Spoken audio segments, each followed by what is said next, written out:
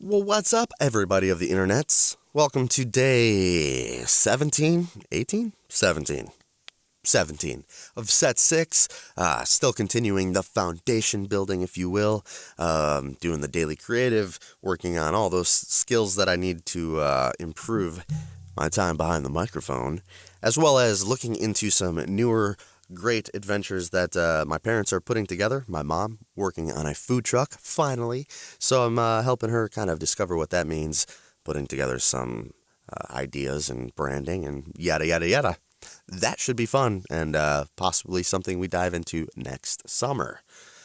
Anyway, today I want to talk about having fun before you run. This is something that I have found to be very important in the last two sets 5 and 6, where I've been working on foundations. Something I did not think about very hard when I was in sets 1 through 4, which is why I struggled so much with sets 1 through 4. And that is, what does it mean to you to be a voiceover actor? Do you have the passion, and are you having fun with it? Just something you need to discover before you dive into this thinking it's going to be a business. And this comes to me from a video that Bill DeWeese put out, voiceover actor and coach out of Chicago, I don't know, about a week or so ago, regarding being passionate about voiceover, talking with a client not being able to make a connection with a script. And to me, that kind of led to, well, you know, if you're passionate about voiceover, you can find a way to make a connection with the script. And that led to questions that I actually get asked, and I know that a lot of people ask in forums when it comes to starting as a voiceover actor. Where do I start? And I answer it a lot differently than coaches do within these forums, as well as a lot of other people who are more seasoned actors. And that is having fun before you run. Learning to have fun with voiceover before you dive in thinking you're going to make money doing it. Because that will drive you through the times that you're not making money with it. A lot of coaches recommend, obviously, that, buy into my program. Get on the coaching roster, learn what it means to do voiceover. And that's great. That can be a perfect spot to start because you're talking with someone who is seasoned and who can give you great direction. However, they can't show you your passion for it. They can't show you really how to have fun with it. That's something that is kind of on you to discover what that means. And you can't really do that unless you spend time behind a microphone, just having fun, whether it's making videos like I have with the daily creative in the past few months, or your own piece of content to put out there, because we live in such a content-driven world.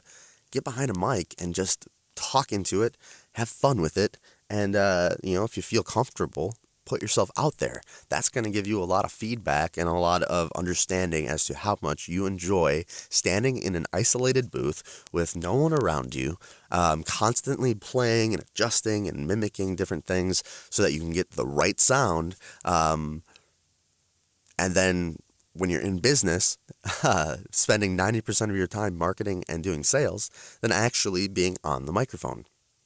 So if this doesn't drive you, like if you don't want to do all those other things, this has to drive you to do those because you want to get behind the microphone. And a coach can't show you that passion to be behind this thing in this booth. Coach can't do that. You have to spend time doing it to learn what that means to you. So that answers basically a question that a lot of people will DM me about, and one that I see in a lot of forums that are out there surrounding voiceover. A good analogy for me is when I was younger, I liked soccer. I saw it on TV. I thought it would be cool, and my folks put me in soccer, put me in a foundational, or the restrictions of what it means to play soccer. And I dropped out. Now, with football, I grew up playing that with my friends in the, on the schoolyard.